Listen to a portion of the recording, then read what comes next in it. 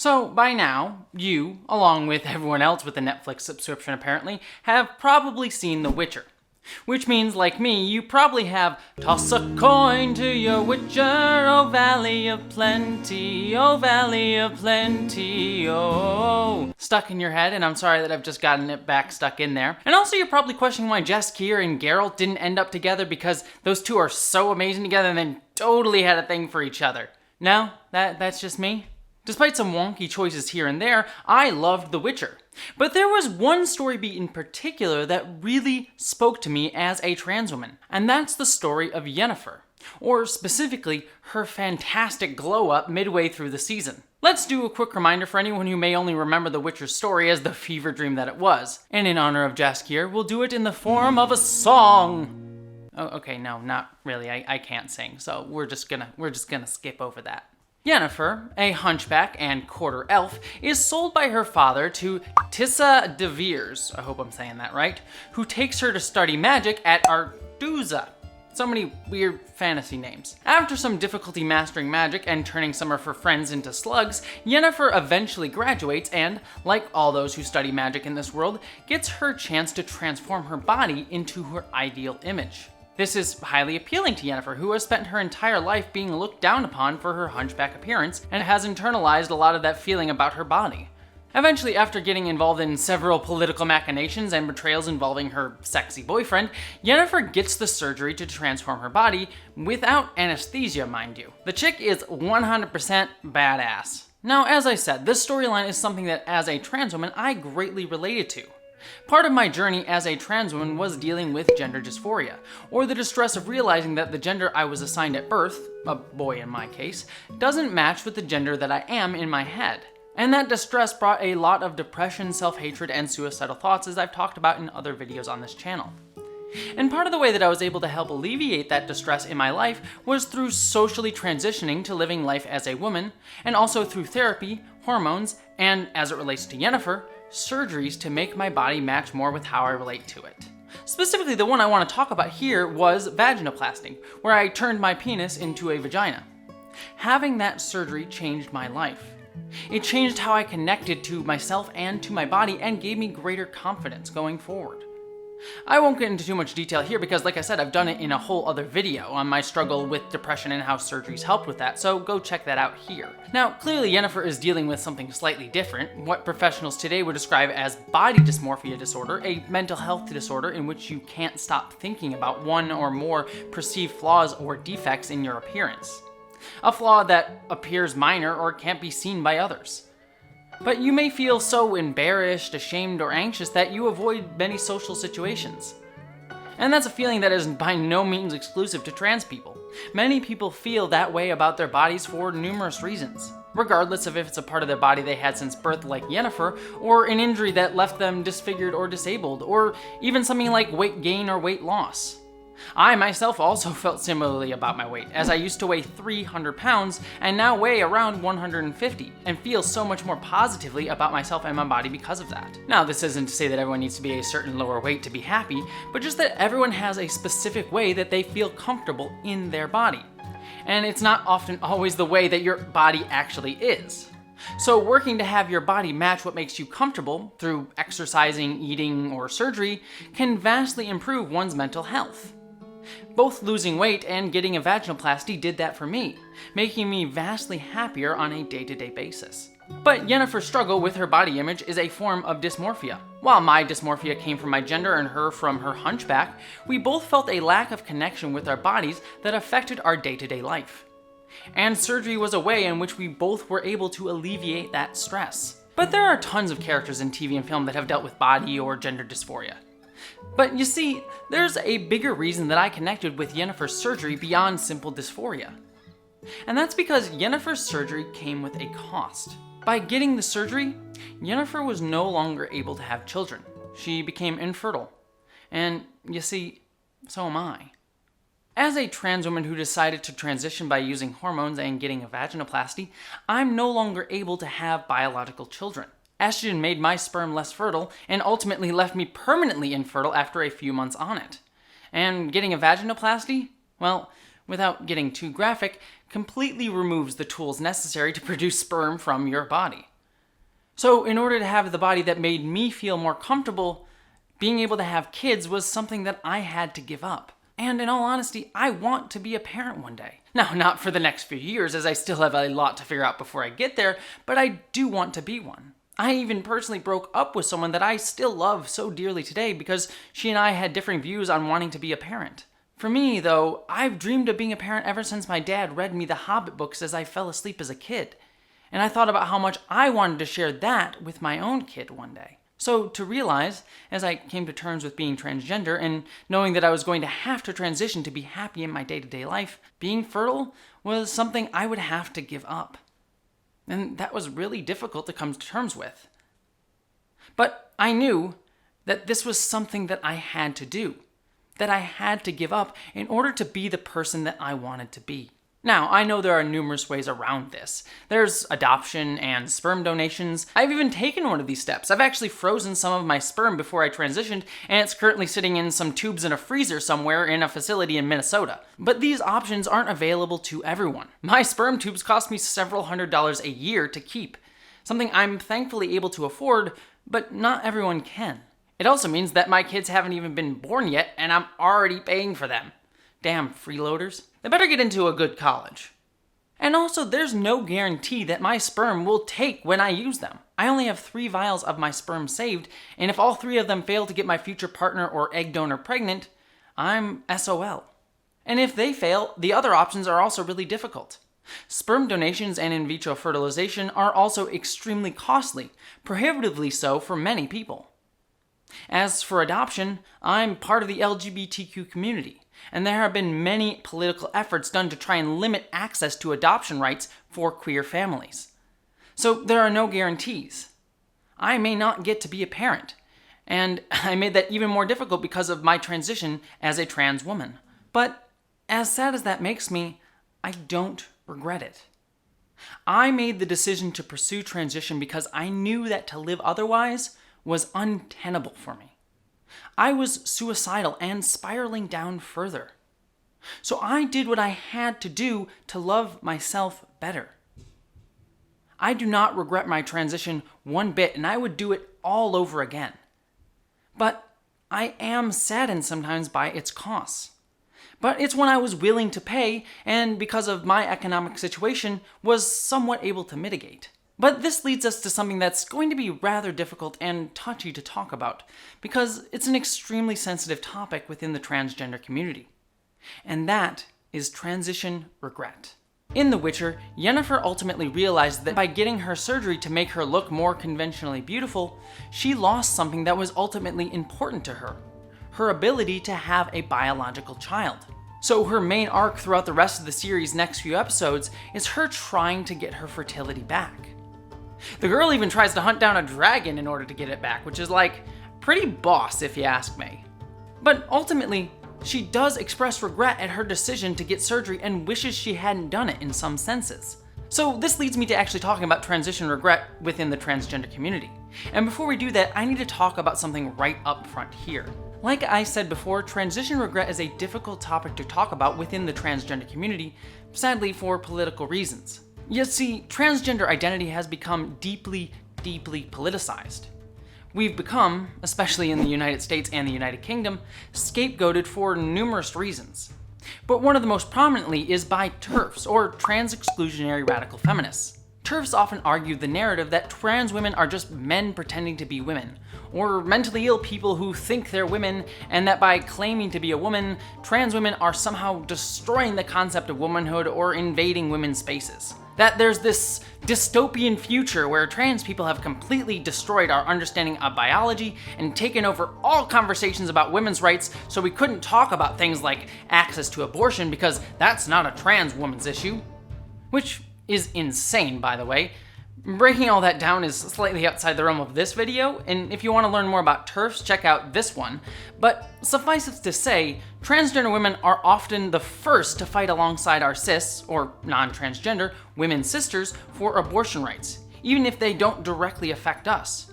Nor do we ignore biology. In fact, we're the first to recognize our own biology. Believe me, my personal doctor is more than aware that I have XY chromosomes, and I don't think that any scientist studying genes is now suddenly unable to understand science because trans people exist.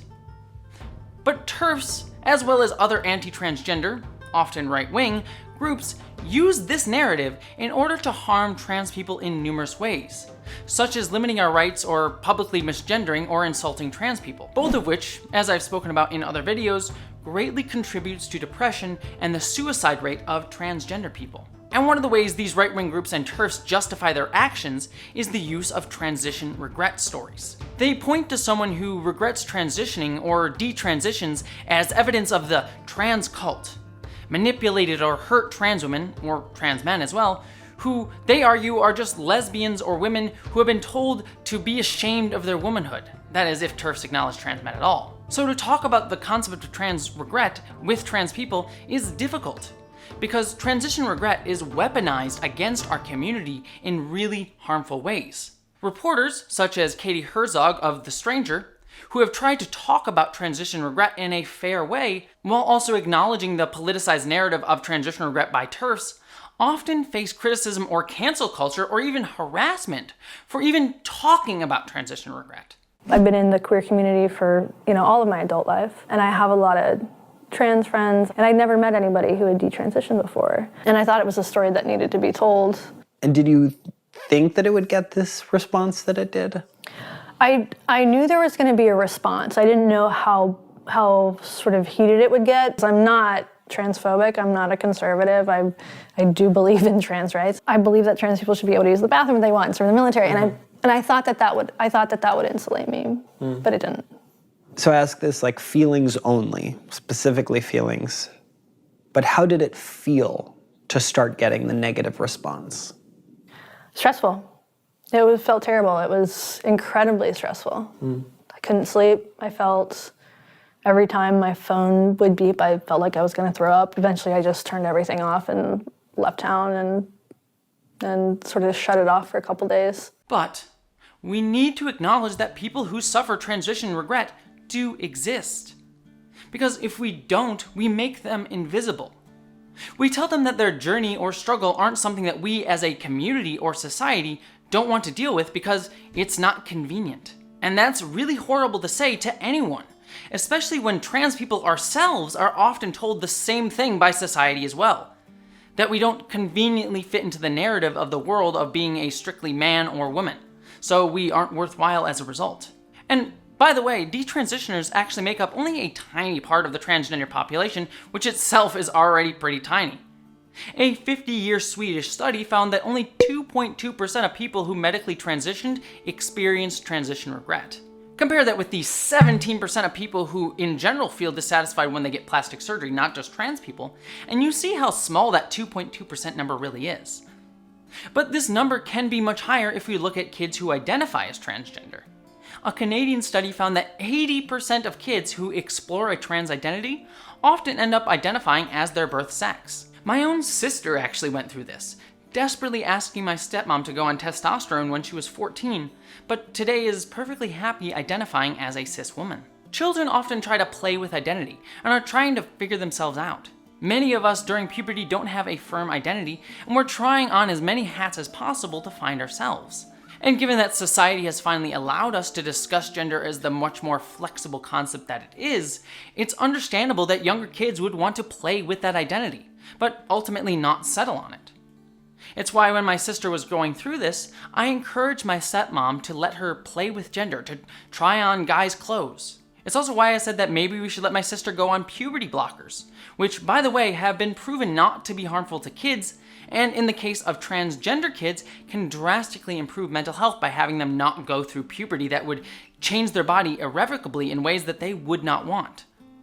And it's something that can be taken back later on. So by having my sister go on puberty blockers, that would give her the chance later on to transition without having the unchangeable effects of puberty to deal with.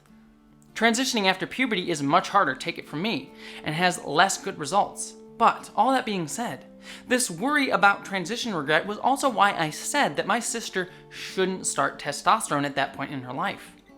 I wanted her to have a firm understanding of herself before she made a mostly irreversible choice. Not just for fertility's sake, as trans men can still be fertile, unlike trans women after hormones. But there are still irreversible effects for trans men and women on taking hormones. And also surgeries like vaginoplasty or top surgery for trans men are definitely irreversible.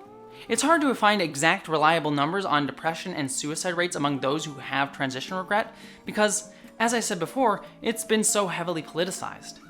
So often these studies intentionally conflate depression and suicidality rate within the transgender community as a whole, which itself is less a product of being transgender and more a product of how transgender people are treated by society. And then they use those conflated numbers to further the idea that transgender people are mentally ill and just tricking people into wanting to transition storyline and narrative. But certainly, depression and suicide rates can increase if someone makes an irreversible decision that they later regret.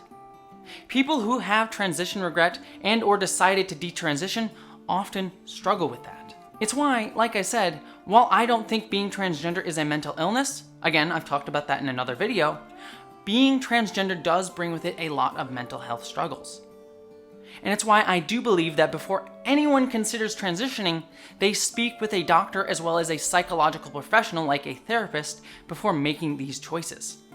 With the big asterisk, by the way, that obviously not everyone can afford that. But breaking down the horrible economics involved in transition is yet another video for me to make on yet another day.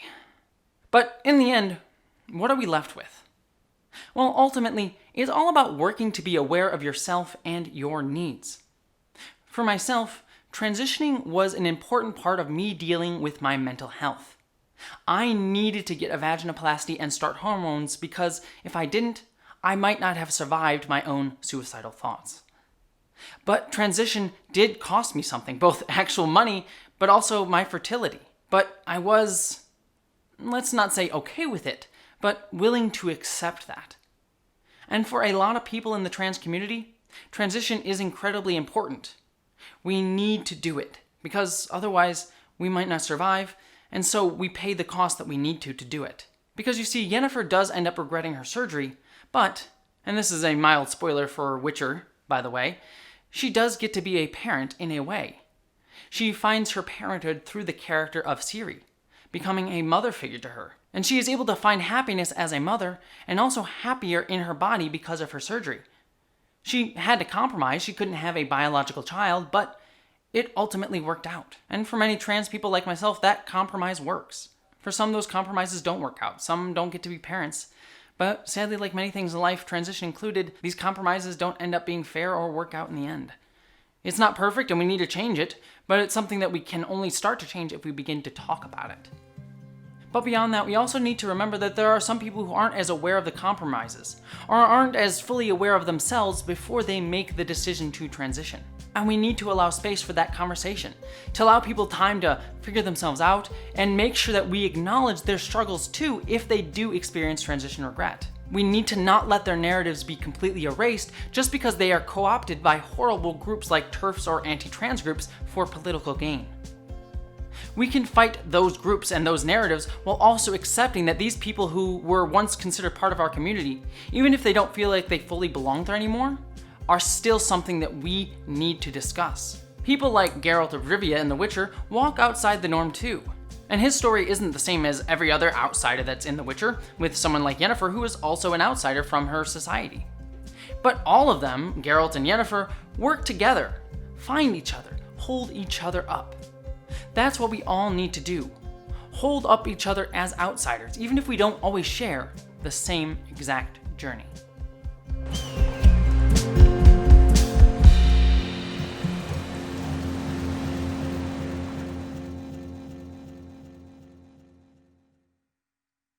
That's it for this video. I'd love to hear your thoughts on transition regret and your connection to The Witcher and maybe Yennefer as well. Let me know down in the comments below.